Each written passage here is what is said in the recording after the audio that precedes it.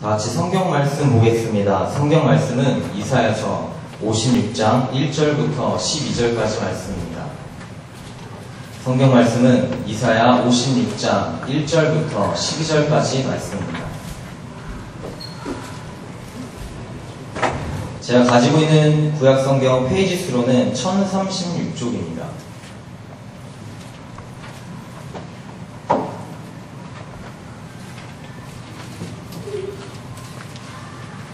다 찾으신 줄 알고 제가 봉독해 올리겠습니다. 여호와께서 이와 같이 말씀하시기를 너희는 정의를 지키며 의를 행하라. 이는 나의 구원이 가까이 왔고 나의 공의가 나타날 것임이라 하셨도다.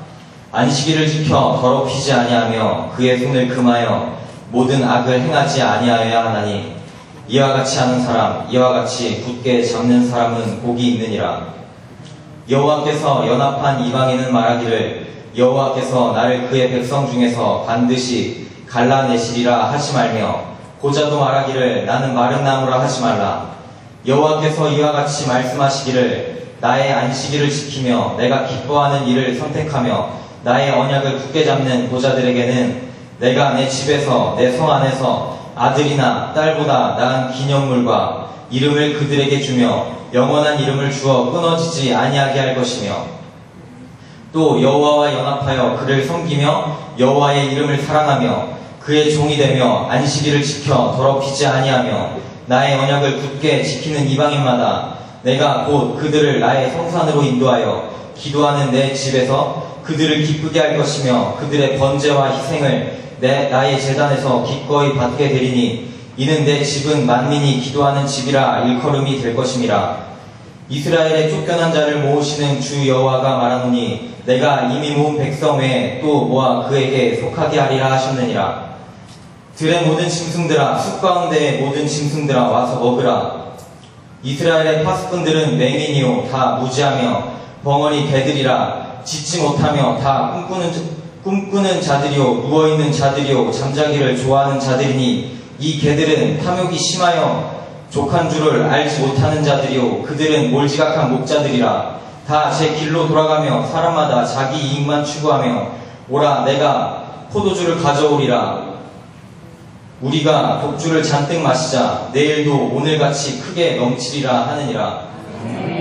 제가 먼저 기도하고 말씀을 전하도록 하겠습니다. 사랑이 많으신 하나님, 오늘 이 시간 예배 가운데 하나님 역사해 주시옵시고 마땅히 전할 말씀을 전하게 하여 주시옵시고 마땅히 들어야 할 말씀을 듣게 하시옵소서. 하나님 이곳에 임재하시사 하나님 우리 예배 듣는 이 시간, 예배하는 이 시간 말씀으로 하나님 능력이 되게 하여 주시옵소서. 예수님의 이름으로 기도드렸습니다. 1917년 북간도 용정에서 한 아이가 태어났습니다. 그 아이는 어릴 때 자수성가한 징족으로 인하여서 어려움 없이 어린 시절을 보냈습니다. 그는 어릴 때 항상 책을 항상 가까이 했습니다. 그리고 두뇌도 명석하여서 학교에서 시집기나 또는 웅변대회를 하면 곧잘 1등을 하기도 했습니다. 1938년 지금 연세대학교의 전신인 연희전문학교 문과에 입학하여서 문인이 되기를 꿈꾸기도 했습니다. 그런데 여러분들도 아시다시피 그 당시의 상황은 매우 참혹했습니다. 일제강점기 시대로 일본은 식민지화를 넘어선 내선일체, 민족말살 정책을 우리 땅에서 행했습니다. 창씨개명, 이름을 일본 이름으로 바꾸는 것입니다. 일본 이름으로 바꾸지 않으면 학교에 어린아이들이 입학할 수도 없었습니다. 또 비국민, 불량 선인으로 단정하여 경찰로부터 시찰을 받아야만 했습니다. 식량 및 물자의 배급 대상에서 제외되기도 했습니다. 또 학교에서는 그들은 국어를 가르쳤습니다. 이 당시 그들에게 국어는 조선어가 아니라 일본어였습니다. 우리의 한글과 우리말을 쓰지 못하도록 하였습니다. 그뿐만 아닙니다. 신사참배를 강요했습니다. 신사참배를 하지 않으면 그들을 감옥에 가두거나 또는 고문을 하여서 그들을 괴롭혔습니다. 이것이 그 당시 우리나라의 상황이었습니다.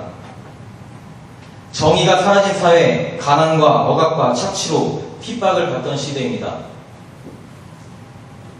이런 황량한 시대에 시인을 꿈꾸던 그 소년이 연희 전문학교를 졸업할 때쯤 일본에서는 강제징용령을 선포합니다.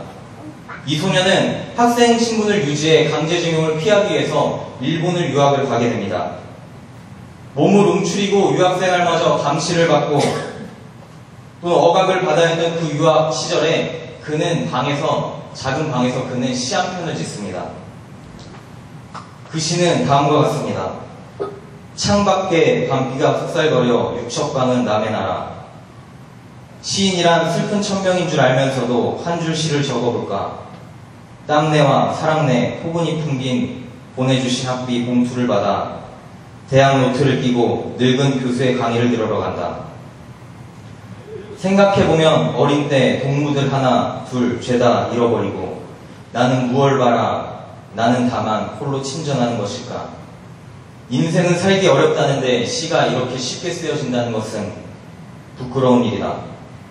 육척방은 남의 나라. 창밖에 밤비가 속살거리는데 등불을 밝혀 어둠을 조금 내밀고 시대처럼 올 아침을 기다리는 최후의 나. 나는 나에게 작은 손을 내밀어 눈물과 위안으로 잡는 최초의 약속.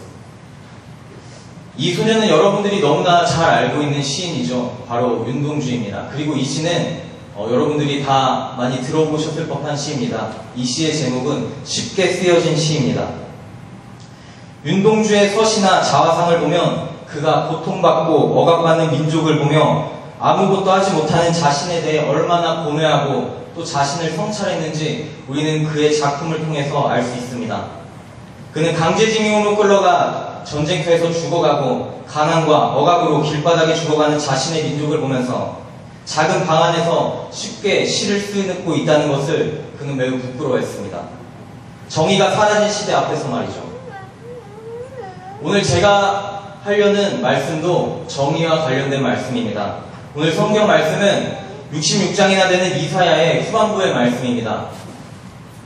많은 학자들은 이사야를 이야기할 때 시대별로 세 가지로 총 구분해서 이사야를 이야기합니다.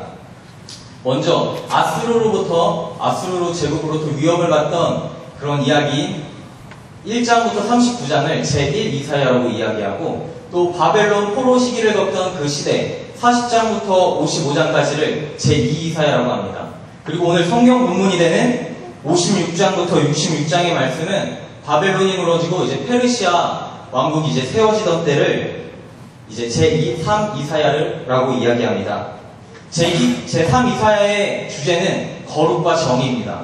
그런데 저는 이 정의에 초점을 맞춰서 한번 말씀을 풀어나가 보려고 합니다. 오늘 본문의 시대적 배경은 이렇습니다. 페르시아 고레스는 기원전 539년 바벨론을 무너뜨리고 그가 꿈꾸던 대제국의 꿈을 이루게 됩니다. 이듬해 그는 포로들을 다시 그들의 땅으로 귀환시키는 귀환 정책을 펴게 됩니다. 꿈에 그리던 이스라엘 백성들이 그들의 땅으로 다시 돌아가게 되었는데 그들의 꿈은 밝혀지게 됩니다. 그 전이나 이전이나 다를 게 전혀 없었습니다. 우리는 56장 9절 12절을 통해서 그 시대가 어땠는지 알 수 있습니다. 들의 모든 짐승들아 숲 가운데의 모든 짐승들아 와서 먹으라. 이스라엘의 파수꾼들은 맹인이요 다 무지하며 벙어리 개들이라 짖지 못하며 다 꿈꾸는 자들이요 누워있는 자들이요 잠자기를 좋아하는 자들이니 이 개들은 탐욕이 심하여 족한 줄을 알지 못하는 자들이요 그들은 몰지각한 목자들이라 다 제 길로 돌아가며 사람마다 자기 이익만 추구하며 오라 내가 포도주를 가져오리라. 우리가 독주를 잔뜩 마시자. 내일도 오늘같이 크게 넘치리라 하느니라. 이 당시의 상황입니다. 이 당시의 지도자들, 종교 지도자들, 그들을 성경에서는 탐욕이 심한 개로 표현하고 있습니다. 그리고 앞을 보지 못하는 파수꾼으로 표현하고 있습니다. 제3 이사야라고 일컫는 56장의 히브리어의 원문의 시작은 쉬무르 미시파트라고 시작됩니다. 쉬무르 미시파트. 샤마르라는 지키다라는 그냥 일반 동사에 명령으로 취해졌을 때 샤마르가 쉬무르로 바뀌고 미시파트란 정의를 뜻합니다. 그렇기 때문에 쉬무르 미시파트란 정의를 지켜라 라는 하나님의 명령어로 시작됩니다. 이것은 그만큼 이스라엘 사회가 정의롭지 못한 삶을 살고 있었다는 것을 반증하는 것입니다. 제도적으로 미흡한 이스라엘 사회는 오히려 가진 자들이 이기적인 모습을 보게 됩니다. 그뿐만 아닙니다. 바벨론의 포로 정책으로 인하여 이스라엘에는 이방인이 들어와 살게 되었습니다. 선민 사상을 가지고 있던 이스라엘 백성들은 이방인과 어울리려고 하지 않았습니다. 이집트의 노예로서 또는 바벨론의 포로로서 그들 이스라엘의 역사 중에 많은 시간을 이집트 백성들은 이방인으로 지내야만 했습니다. 이방인이었던 그들이 그 땅에 들어와서 자신의 집을 찾고 자신의 땅을 찾자 다른 이방인들을 만들었습니다. 포로된 자들의 자유함을 얻자 그들을 다시 포로로 만든 격과 다름이 없습니다. 이것이 과연 정의가 있는 사회일까요? 한번 묻고 싶습니다. 2000년대를 살아가는 우리 사회 또한 오늘날도 정의의 부재가 얼마나 큰지 우리는 목격하고 있습니다. 유전무죄, 무전유죄라는 유행어가 있습니다. 말만 들어도 우리 사회가 어떠한 사회인지 알게 됩니다. 1900년도 이후에 대한민국 내 10대 재벌 총수 중 7명이 총 23년형을 구형받았다고 합니다. 그런데 이들이 형이 확정된 후 재벌 총수들은 평균 9개월 만에 형을 감면받고 사면받고 현직에 복귀를 하였습니다. 가난한 사람들은, 돈도 없는 사람들은 정의의 칼날에 그대로 베어지고 돈 있는 사람들은 정의의 칼날을 비껴가는 시대, 그게 우리가 살고 있는 사회입니다. 그렇다면 정의란 과연 무엇일까요? 우리는 한번 생각해 볼 수 있습니다. 많은 사람들이 행복한 사회가 될 수 있다면 그것은 진정한 정의가 넘치는 사회일까요? 아주 많은 사람들이 행복한 사회를 갖는다면 영국의 도덕 철학자이자 법개혁가인 제러미 반담은 최대의 행복을 추구하는 공리주의 원칙을 만들었습니다.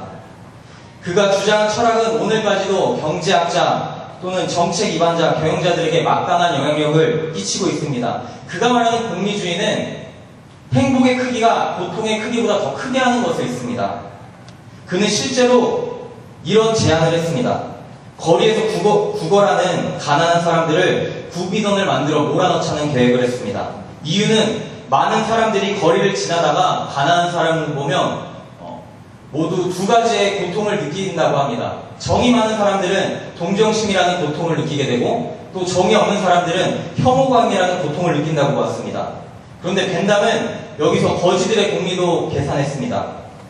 구비원에 일하는 것보다 구걸하는 것이 더 행복하다고 느끼는 거지도 분명히 있을 것입니다. 그런데 벤담이 생각하기에 그의 공리주의 원칙으로 보았을 때 그들보다 거지를 마주쳐 불행한 사람의 수가 훨씬 많기 때문에 최대 다수의 최대 행복을 위해 거지를 거리에서 쫓아내자는 주장을 펼쳤습니다. 다수의 많은 사람들이 행복을 느낀다면 그것을 정의롭다고 이야기할 수 있을까요? 소설가 어슐러 루긴의 단편소설 오멜라스를 떠나는 사람들에서는 가난도 없고 노예도 없고 정쟁도 없고 날씨까지 완벽한 기후 조건을 갖추고 있는 천국과 같은 도시가 있습니다. 그러나 그 도시 건물에는 지하에는 아주 춥고 어두운 그런 지하에는 한 아이가 갇혀져 있습니다. 그 아이는 정신박약, 영양 상태도 좋지 않고 비참하고 혐오스러울 만큼 그 어두운 곳에 방치되고 있습니다. 소설 속에서는 그 아이가 그곳에 갇혀 있어야 그 도시가 행복하고 평화롭고 아름다운 나라가 지속될 수 있는 계약을 맺었습니다. 이것이 오멜라스를 떠나는 사람들의 그런 단편소설의 전반적인 줄거리입니다. 과연 이 평화롭고 아름답고 누구나 병에 걸리지 않고 온도마저 적절한 그 나라가 평화롭고 정의가 살아있는 나라라고 말할 수 있겠습니까? 정의란 히브리어로 미시파트라고 합니다. 미시파트를 쉽게 풀어 직역했을 때는 우리가 알아듣기 이해하기 쉽게는 공평이라는 말로 해석할 수 있습니다. 그렇기 때문에 저희가 보는 개역 개정이 아니라 개역 한글이나 또는 표준 번역을 쓰면 이 56장 1절에 이 미시파트를 정의가 아니라 공평으로 번역해 놓았습니다. 그렇습니다. 정의란 쉽게 말해서 모두가 공평한 것입니다. 성경 본문의 당시는 그러나 공평하지 않았습니다. 이방인과 이스라엘 백성이 공평하지 않았고 가난한 사람들과 사회 지도자들이 공평하지 않았습니다. 이때 하나님께서는 1장에서 이렇게 말씀하십니다. 정의를 지켜라. 그리고 선민 사상을 가지고 있던 이스라엘 백성에게 또 자신들은 하나님께 나아갈 수 없다는 이방인들과 고자들에게 하나님은 6절, 7절에 이렇게 말씀하십니다.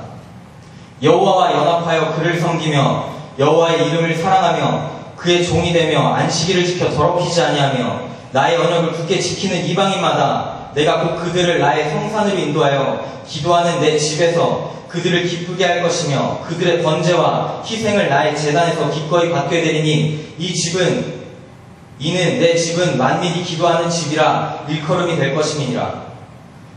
우리가 여기서 주목해야 할 문장이 있습니다. 바로 만민이 기도하는 집이라는 것입니다. 이 문장에는 하나님의 정의가 담겨져 있습니다. 만민은 한자로 1만 만자에 백성 민자를 써서 저희가 쉽게 지역해보자면 만명의 백성입니다. 그러나 이 성경에서 말하는 것은 좀 더 쉽게 풀이하면 모든 사람을 일컫습니다. 제가 좀 더 이해하기 쉽도록 한번 영어도 한번 봤습니다. 영어 성경도 봤는데 NIV나 KJV 영어 성경에 보면 이 만민이라는 뜻을 보통 대부분이라고 하는 usually라는 글로도 표현하지 않았고 거의를 뜻하는 almost나 또는 많은을 뜻하는 many로 표현하지 않았습니다. 이 만민을 영어 성경에서는 all people로 이야기했습니다. 모든 사람들이라는 거죠. 이것이 제2사에서 말하는 정의입니다. 가난한 자나 부한 자나 힘이 센 자나 약한 자나 건강한 자나 병든 자나 모두가 공평한 것. 오멜라스라는 아름다운 천국과 같은 도시를 위해 지하에 갇혀있는 유일한 불행한 아이, 그 아이마저 구하는 것이 하나님의 정의라는 것입니다. 또 이스라엘 백성과 이방인을 구분짓던 경계선이 사라지는 것, 나와 너를 구분짓던 경계선이 사라지는 것, 모두가 하나님 앞에서 공평한 세상이 되는 것이 하나님의 정의입니다. 그러나 정의를 행하지 못했을 경우에는 어떻게 될까요?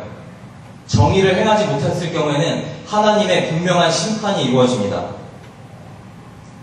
심판의 말씀은 이 제3 이사야서에서 65장과 66장에 잘 나타나고 있습니다. 이 정의를 뜻하는 미시파트라는 단어는 명사입니다. 이 명사인 미시파트는 이제 동사형으로 바뀔 때는 샤파트라고 발음하게 됩니다. 근데 이 정의를 뜻하는 미시파트가 동사로 움직일 때는 뜻이 정의에서 심판하다라는 말씀으로 변합니다. 결국 하나님은 정의를 가지고 행동하시는 것이 심판이라는 것입니다. 그의 심판은 매우 무섭습니다. 정의를 지키지 않은 이스라엘 백성들은 그들의 땅이 황폐해졌고 그들은 포로로 끌려갔습니다. 그러나 하나님은 이스라엘 백성의 회복을 통해 심판이 영원한 진멸만이 아니라는 것을 우리는 60장 10절을 통해서 이야기할 수 있습니다. 60장 10절. 내가 너하여 너를 쳤으나 이제는 나의 은혜로 너를 불쌍히 여겼은즉 이방인들이 내 성벽을 쌓을 것이요 그들의 왕들이 너를 섬길 것이며. 하나님의 심판은 제3 이사에서 말하는 하나님의 심판은 누구의 손도 들어주지 않는 것입니다. 심판을 통해 승자와 패자를 결정짓는 것이 아닙니다. 저는 하나님의 심판과 정의를 하나님의 공평선을 지키는 것으로 보았습니다. 이 원리는 우리가 놀이터에서 쉽게 볼 수 있는 그런 시소를 통해서 이해할 수 있습니다. 시소는 양쪽의 무게가, 탄 사람의 무게가 조금이라도 다를 경우 수평을 유지할 수 없습니다. 어느 한쪽으로든 무게가 달라지면 기울어지게 되어 있습니다. 그런데 하나님의 심판은 이 한쪽으로 기울어진 이 시소를 수평으로 맞추는 것입니다. 교만한 자들의 머리가 꼿꼿한 교만한 자들의 머리를 숙이게 하시고 가난하고 힘없는 허리 숙인 가난한 사람들을 그들의 등을 펴사 세우셔서 그 양쪽에 눈높이를 맞추게 하시는 것, 이것이 하나님의 심판과 정의입니다. 시소가 수평을 이루게 하는 것, 어느 한쪽으로 기울어지지 않는 것, 이것이 하나님의 정의와 심판입니다. 그렇기 때문에 우리 교회는 만민이 기도하는 집이어야 합니다. 우리 교회 슬로건인 더불어 동산교회, 이 말씀과도 참 어울리는 말씀이 아닌가 생각됩니다. 이 정의가 행해지는 이 교회는 누구나도 공평한 교회입니다. 그렇기 때문에 하나님 전에서 그 전에는 예배드리지 못했던 이방인도 이 자리에 들어올 수 있었고, 그렇기 때문에 all people, 모든 사람들이 기도하는 집이 되어야만 하는 것입니다. 말씀을 이제 자소적인 이야기로 마무리하려 합니다. 저의 설교 차례가 되어서 한 달이 넘는 시간 동안 굉장히 이제 고난되는 시간을 가졌습니다. 이 이사야서의 56장, 오늘 본문 말씀을 가지고 혼자만의 씨름이 계속되었습니다. 이 말씀을 보면서 매일 매스컴에서 이제 보도되어지는 뉴스를 보면서 과연 정의는 살아있는가? 정의는 어디에 있는가? 항상 저는 또 고민하고 또 고민했습니다. 그리고 그 고민한 결과 저의 결과는 고민뿐이었다는 것입니다. 저는 수원역에 지나다니면서 겨울에 신문지를 덮고 누우신 우리 노숙자분들을 그냥 지나쳤습니다. 그리고 우리 어린아이들이 4월 16일 바다에 품에 안길 때 저는 아무것도 하지 못했습니다. 그리고 나라가 어려워 힘이 들 때 광화문에서 많은 사람들이 촛불을 들 때 저는 TV로만 지켜보았습니다.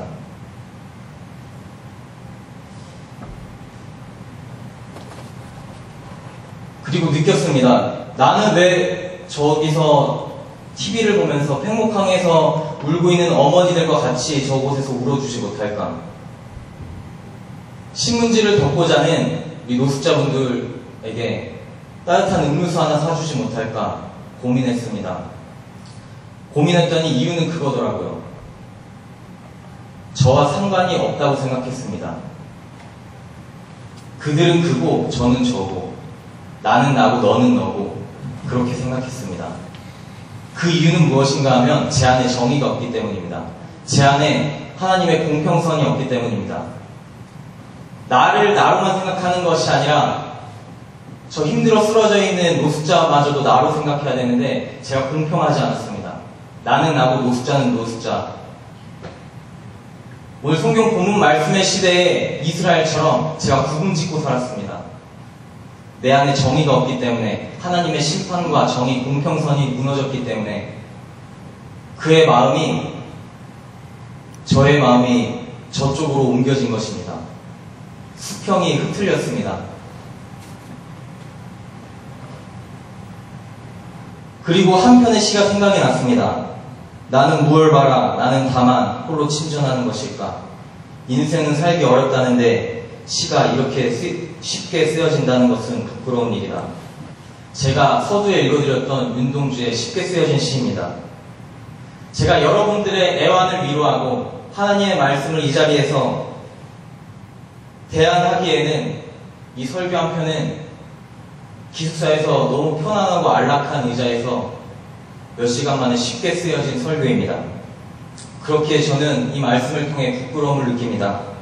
사랑하는 성도 여러분들, 정의를 깨닫는 것으로만 끝나는 것이 아니라 여러분들 안에 정의를 행하셔서 우리의 몸은 성전이라 했습니다. 여러분들도 성전이기 때문에 여러분들 한 사람 한 사람도 만민이 기도하는 집, all people, 모든 사람이 기도하는 집이 되어야 됩니다. 그렇기 때문에 여러분들 나와 너를 나누지 마시고 나도 나로 너도 나로 공평선을 지키는 여러분들이 되시기를 축복합니다. 기도하겠습니다. 사랑이 많으신 하나님 아버지, 정의가 무너지고 세상이 황폐해지고 하나님의 말씀이 사라지는 이 시대 속에서 하나님 우리에게 나와 너를 구분짓지 않고 하나님의 온전한 심판과 정의로 내 마음속에 공동한 교회를 세워서 그 마음에 나와 너를 구분짓지 않고 나를 나로 어기는 그런 거룩한 말씀이 우리 마음속에 있기 원합니다. 정의의 삶을 살게 하여 주시옵시고 이제는 행동으로 옮겨 하나님 말씀처럼 지킬 뿐만 아니라 나가서 행할 수 있는 믿음을 우리에게 허락하여 주시옵소서. 예수님의 이름으로 기도드렸습니다.